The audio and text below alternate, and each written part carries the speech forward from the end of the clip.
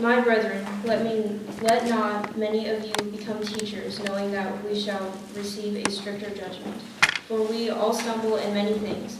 If anyone does not stumble in word, he is a perfect man, able also to bridle the whole body. Indeed, we put bits in horses' mouths that they may obey us, and we turn their whole body. Look also as ships, although they are so large and driven by the fierce winds, they are turned by a very small rudder wherever the pilot desires. Even so, the tongue is a little member. And boasts great things. See how great a forest a little fire kindles. And the tongue is a fire, a word of iniquity. The tongue is so set among our members that it defiles the whole body and sets on fire the course of nature, and it is set on fire by hell. For every kind of beast and bird, of reptile and creature of the sea is tamed and has been tamed by mankind. But no man can tame the tongue. It is an unruly evil full of deadly poison. With it we bless our God and Father, and with it we curse the men who have been made in the similitude of God. Out of the same mouth proceed blessing and cursing. My brethren, these things ought not to be so. Does a spring send forth fresh water and bitter from the same opening? Can a fig tree, my brethren, bear olives, or a grapevine bear figs? Thus no spring yields both salt water and fresh.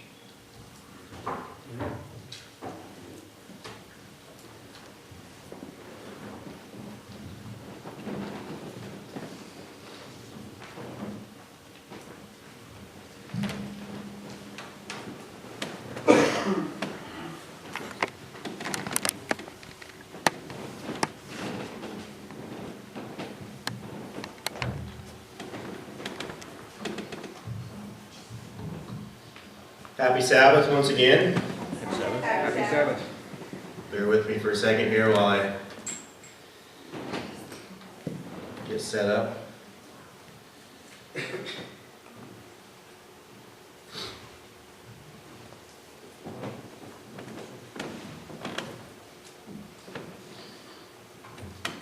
All right, well, Samantha was not too happy at me for having to read 12 verses, but a little trick we learned is that if you hear something 3 times, you might remember it. So there's number 1.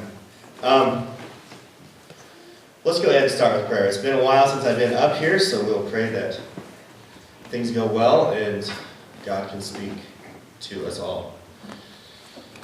Dear Lord, thank you for this opportunity to worship you.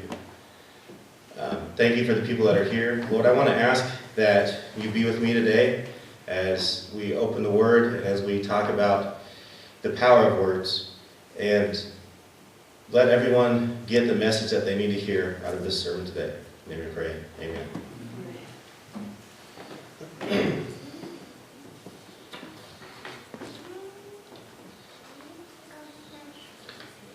All right, so the sermon title is Bits, Rudders, and Forest Fires. And those of you who are in Sabbath school, we kind of talked a little bit about what we're going to talk about. We'll talk about the tongue and the power of the tongue, the power of words is what we're going to address today. The tongue is a very powerful thing. Would you not agree? And the words we say are very powerful too. I've seen a friend of mine did at church one time, Brian, he did a illustration where he squeezed the toothpaste out on the thing, and you know the whole thing is you can't put it back. Once you say those words, you can't take them back. And we may or may not have that. If not, we're just going to go with it. Because the Chromecast will not work on mine. So, while Jake is messing with that, the power of words really kind of struck me first. I mean, you hear this stuff, but you don't really get it until you can see it. It kind of first struck me in my first parent-teacher conferences, when you're talking to a parent about their child. You don't realize the power of words until you're trying, because they always tell us, be positive, and sometimes there's just things you can have to talk to that parent about that aren't necessarily positive. And it was very powerful to me the first time I messed up on that. And you're sitting here and you're saying all this bad stuff about this kid, and then you look over there and you look at the parent and they're just crushed. And then you think, I'm kind of a jerk. Because you think, okay, this is the kid that messes around in your class all the time. But to that parent, that kid is their world.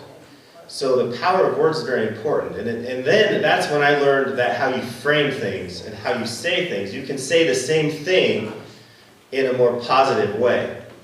So that was very powerful for me. Also, I deal with it every day in the classroom. Students will say something, whether it's inappropriate or mean or just rude, and then they'll say right after it, they'll say, just kidding. Just like that. Well, since you said just kidding, that makes what you just said okay.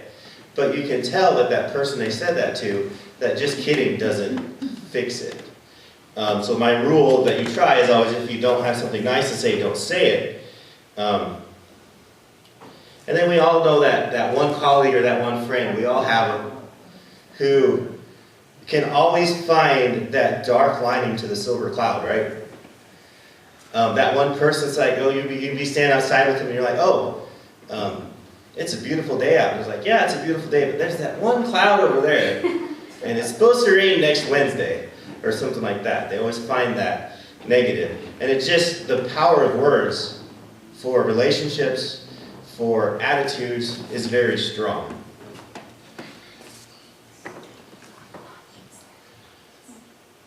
A lot of these are words I hear a lot, unfortunately, from kids that don't realize the impact they have. Fat, dumb, liar, ugly.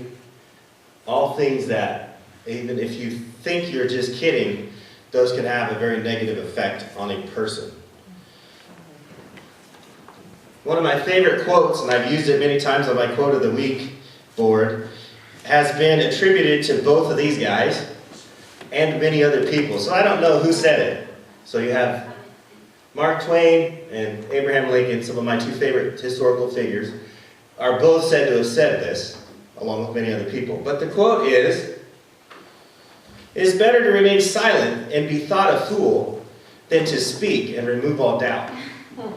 So that's always kind of struck with the importance of what we say and when we say it. And sometimes, we're always told to be honest, right?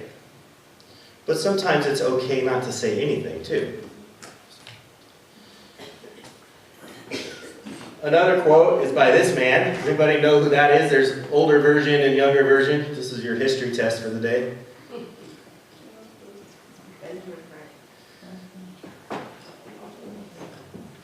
William Penn. All right, started the colony of Pennsylvania. It's a long one, but I'll read it to you because I think it's very important. It says, "Avoid company where it is not profitable or necessary, and in those occasions speak little and last. Silence is wisdom where speaking is folly, and always safe. Some are so foolish as to interrupt and anticipate those that speak instead of hearing and thinking before they answer, which is uncivil as well as silly. If thou thinkest twice before thou speakest once, thou wilt speak twice the better for it. And to speak pertinently, consider both what is fit and when it is fit to speak. In all debates, let truth be the aim, not victory, or an unjust interest, and endeavor to gain rather than to expose thy antagonist."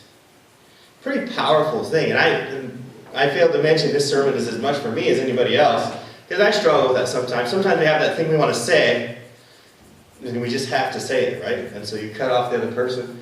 I'm guilty of that. I would love to just put this on a plaque and send it to all of our leaders and politicians. This is from one of our early politicians, and he's saying, basically choose when you speak wisely. And in that very last part there, you should endeavor to gain rather than to expose your antagonist. So rather than saying, you're wrong and I'm going to show you why, you should be trying to help convince them of something instead of just accusing them. So that's pretty powerful. So those are secular people who understood the power of words. So let's look at the Bible.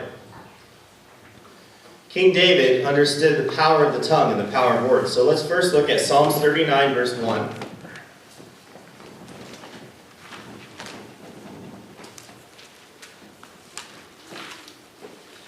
Psalms 39, verse 1. Say amen when you're there. Amen. All right. And in verse 1 it says, I said, I will guard my ways, lest I sin with my tongue. I will restrain my mouth with a muzzle, while the wicked are before me. And then let's look at Psalms 141, verse 3. Psalms 141, verse 3.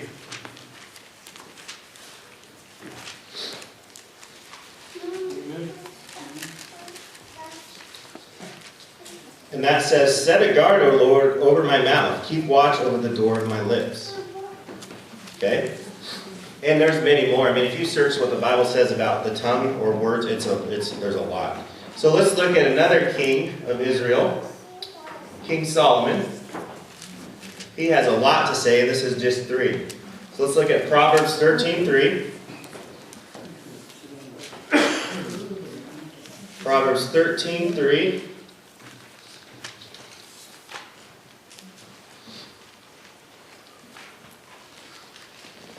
And it says, he who guards his mouth preserves his life, but he who opens wide his lips shall have destruction.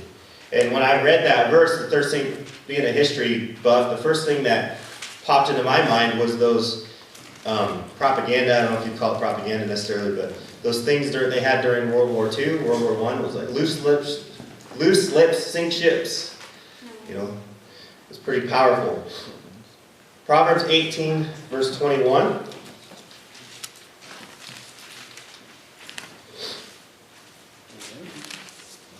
Proverbs 18, verse 21. And it says, death and life are in the power of the tongue, and those who love it will eat its fruit. And Proverbs 21, verse 23. Proverbs 21, verse 23.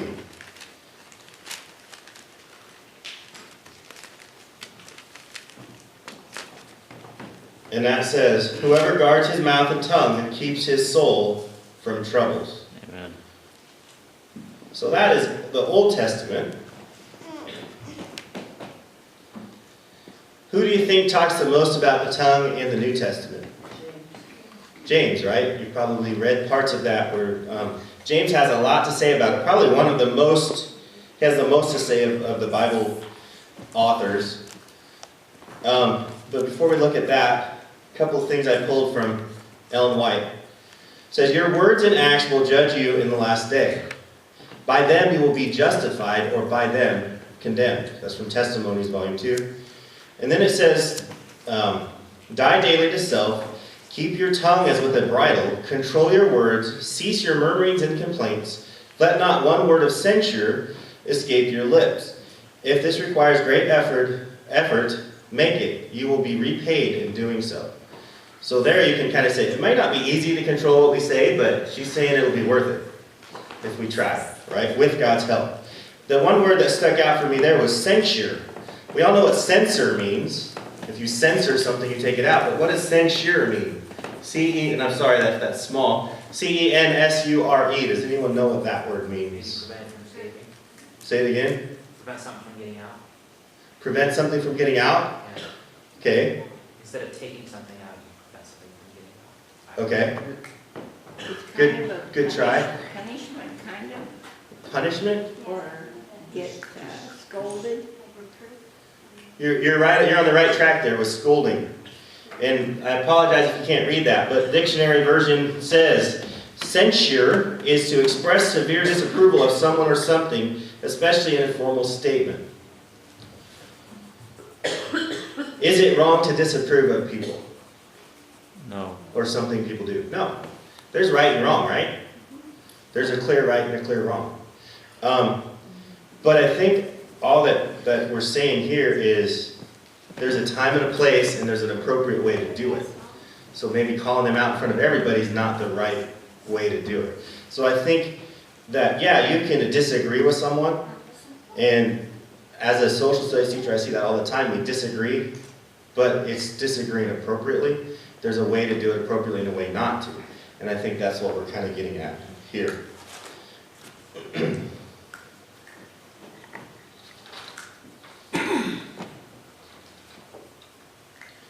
All right, I made this one a little bit bigger, but here's a little bit more what she says about, what Ellen White says about controlling the tongue. It says, control the tongue. If any man offend not in word, the same is a perfect man, and able also to bridle the whole body. James 3:2. So he's saying if James there, in inspiration, says that if we can control the tongue, we can control the rest of the body, right? Help has been laid upon one that is mighty. He will be your strength and support, your front guard and rearward. Once again, are we supposed to do this by ourselves? No, we have help. So it's not like we're supposed to do anything without God's help. If you cherish a habitual impression that God sees and hears all that you do and say, and keeps a faithful record of all your words and actions, and that you must meet it all, then in all you do and say, you will seek to follow the dictates of an enlightened and wakeful conscience. Your tongue will be used to the glory of God, and will be a source of blessing to yourself and to others. That's from Testimonies, Volume 4. So it's interesting that James had a great deal to say about the tongue. In fact, he's devoted an entire section of his letter to it. Even so, he's not introducing a new thought.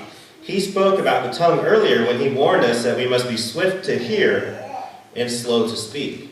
In that same context, he exhorted us to bridle our tongues, suggesting that they even have the tendency to run ahead of our thoughts. I have that trouble sometimes too. I speak faster than I think. Even though there are many references to the tongue throughout the Bible, James speaks more strongly about its dangers than any other Bible writer. He talks about the power of the tongue both from the standpoint of evil and good.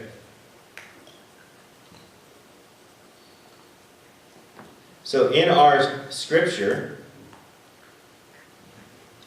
he uses 3 illustrations to begin with. He uses some more at the end. But in verses 3, 2 through 5, I'll just read those again here quick. James 3, verses 2 through 5. It says, "For we all stumble in many things. If anyone does not stumble in word, he is a perfect man, able also to bridle the whole body. Indeed, we put bits in horses' mouths that they may obey us, and we turn their whole body. Look also at ships. Although they are so large and are driven by fierce winds, they are turned by a very small rudder wherever the pilot desires. Even so, the tongue is a little member and boasts great things. See how great a forest a little fire kindles." So in the first illustration, James draws a parallel between the horse and the human body. A horse, unrestrained, seeks to satisfy its passions in its body. It's an illogical being. If it is to accomplish anything that is useful, anything not merely for the satisfaction of its own desires, it must be directed by a logical being, by a thinking person. So it is with the human body. A person cannot direct himself, for if he does, he will seek the satisfaction of self instead of the glory of God, which is the specific purpose for which he was created. What do we do in order to harness a horse? We make use of a bit and a bridle. By controlling its tongue, we can control the whole body. The horse does not bridle itself. Someone else must bridle it. Likewise, a person cannot control himself. He must defer to a greater power. The second illustration that James uses has to do with ships. How many of you have seen one of the big ships out of water? Like a big oil tanker or something like that on a dry dock. They're huge. But in comparison, the rudder is just really small, but it steers the direction of the whole ship. The illustration James uses has to do with great ships, which ply the sea. Of course, James did not know anything about the great ocean-going vessels of our day, but even in his day there were ships which could be described as great. How are the movements of these great vessels controlled, even under the most adverse conditions? By the very small helm or rudder of the ship. Whithersoever the governor listeth means wherever the will of the pilot directs. The point of these first two illustrations is made in verse 5. Even so, the tongue is a little member, and boasts great things. That in relation to the other members of the body, the tongue is little, but can achieve great results.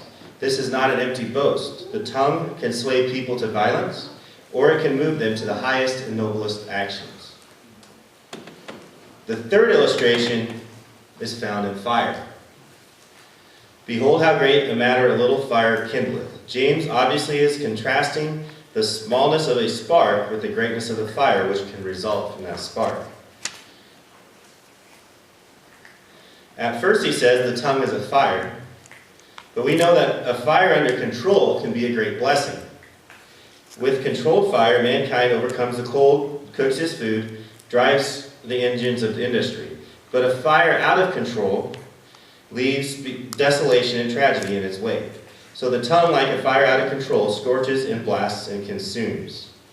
I remember we used to bale corn stalks for bedding, and the corn after you harvest it is very dry.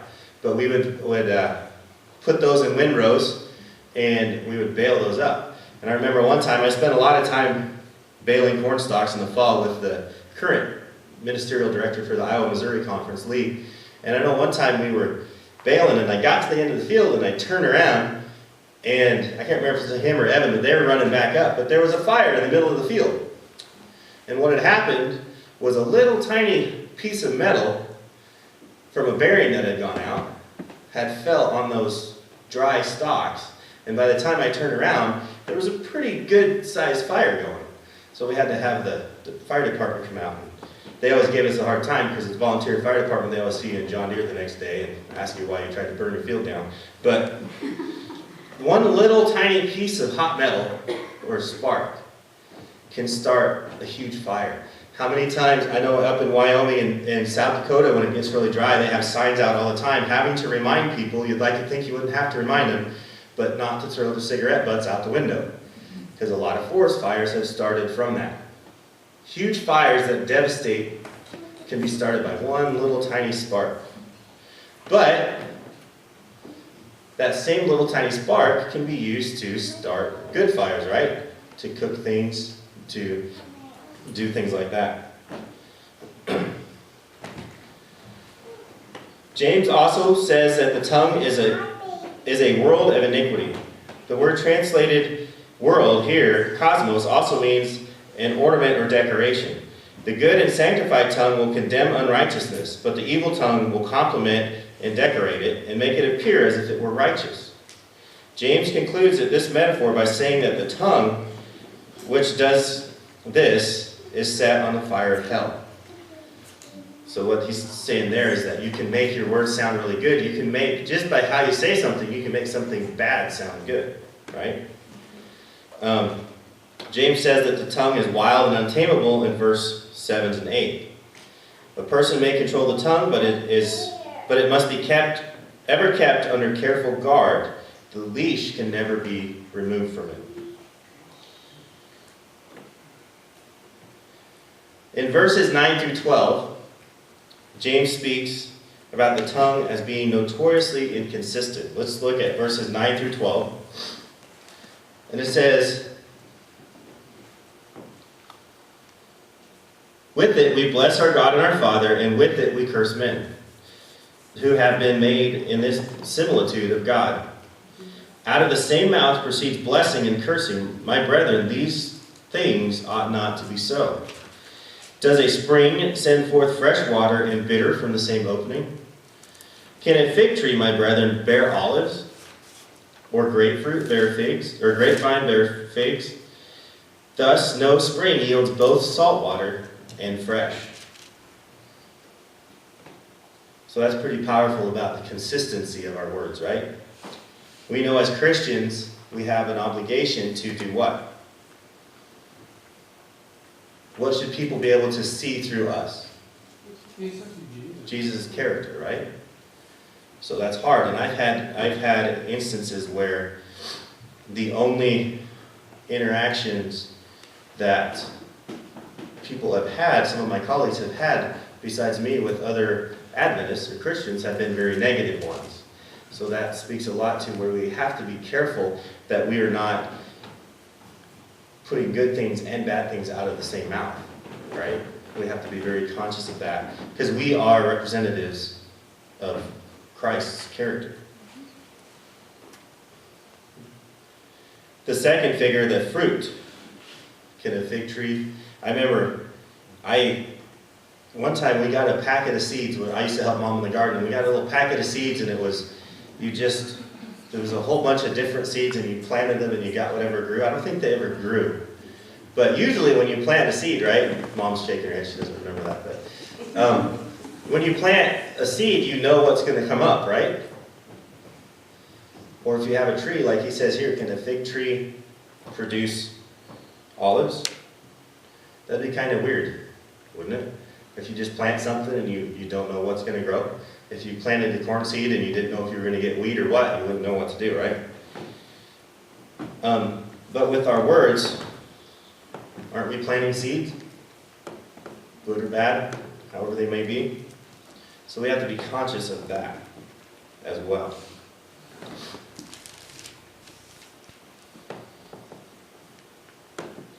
So in conclusion, there's a story of an unbeliever who hired a professing Christian to paint his house. He knew that the Christian could pray beautiful prayers.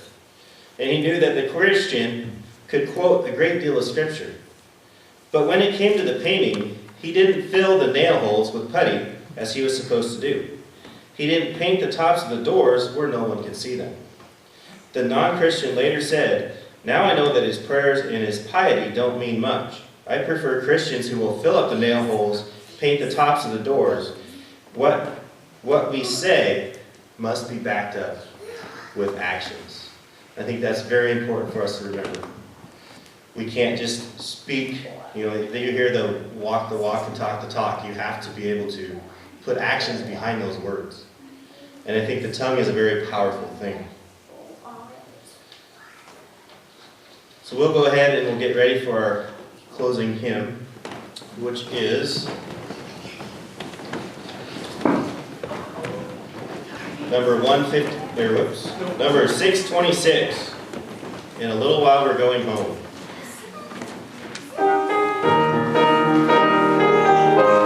Please stand.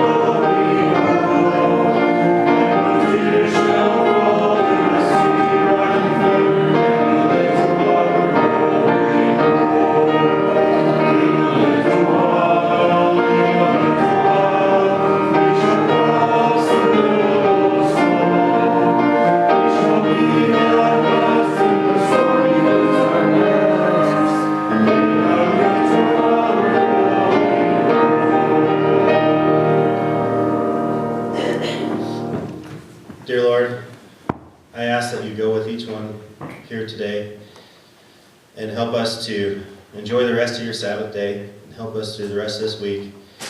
Please help us as we call on you to help us to bridle our tongues and to mind our rudders so that we're going in the direction you want to go, you want us to go, and that we don't set any fires for bad purposes. Help us to control our thoughts and our tongue and our words that we say so that we can bring glory to you in everything that we say and do. In your name we pray, amen.